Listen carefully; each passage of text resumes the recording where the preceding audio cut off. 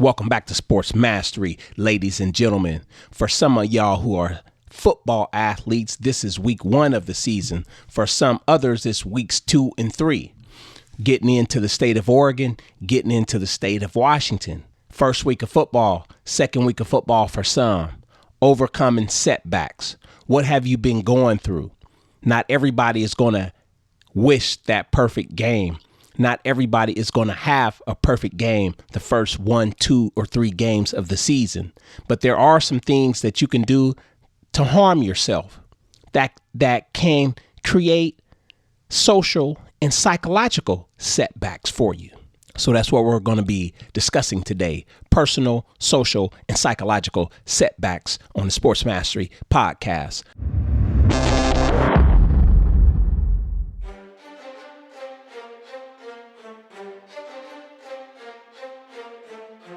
As I said before, we're going to be discussing setbacks, social, psychological, and personal setbacks. If you have a game on Friday night and a parent, mom, a dad, authority figure, coach finds out that you've been smoking some weed, expect not to play.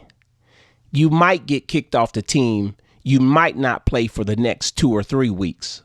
So if you're a junior in a situation like this, you might have your whole future college career at stake or probably at the drain, close to going down the drain. Because recruiters find out about these things. College head coaches find out about these things. People in the halls talk. Janitors talk. Teachers talk. Instructors talk. Coaches will tell the truth to a recruiter because they're not going to have mud on their name for lying for you. Or maybe you're the athlete that played a good first game. Maybe you had 8 or 9 tackles, 3 sacks. You know, in certain programs around the country, there's going to be some hip mobility, maybe some yoga, a nice light team run, a light workout or something like that, and definitely a film study on Saturday morning. So if you start a game at 7:30 at night and you don't get out of the stadium until close to 10:30, 10:45, why would you go hang out at a friend's house and stay up till 3 or 4 in the morning knowing that you have meetings at 9:30 the next morning? And you stay up so late that you sleep through the meeting.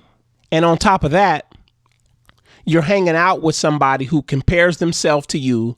You're hanging out with somebody that really doesn't appreciate or know or understand the work that you put in throughout the spring and the summer.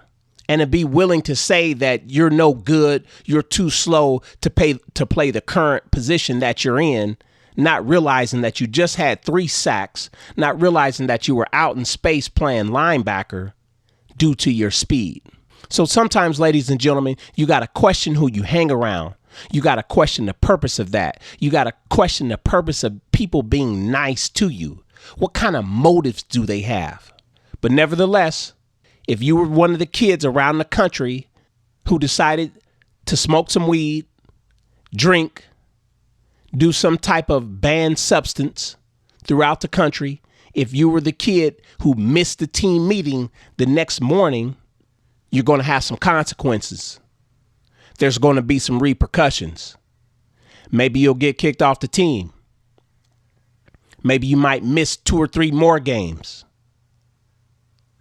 You missed team meeting and film the next day. Maybe you might have to miss 1 or 2 weeks.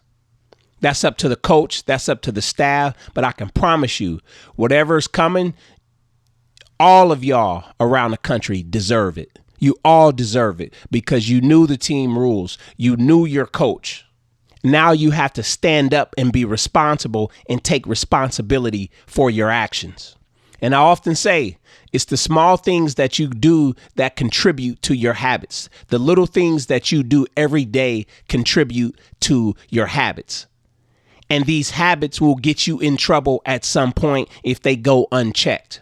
It's not my fault if you're around people that let you get away with the little shit that you do every day and don't hold you accountable for the small things, because the small things, they always add up to something big. So how are you going to recover from this? What are you going to do?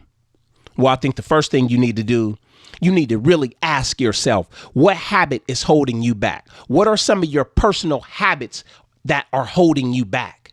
And if you find yourself in this boat, what are the consequences? Make a list of the consequences. What did the coach do? What did your mom and dad do? What did the principal do?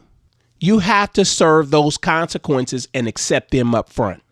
Now, the flip side of all of this is that you can develop some new habits. So I would encourage you to make a list of new habits and start working on small things going in the right direction every single day.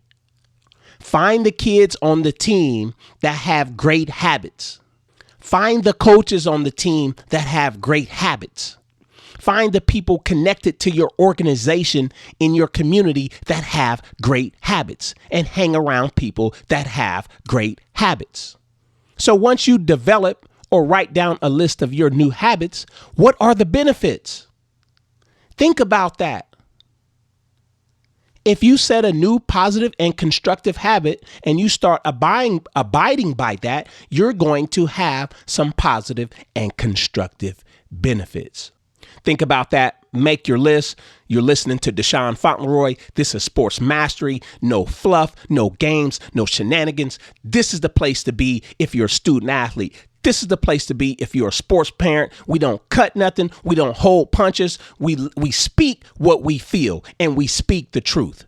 Peace and blessings.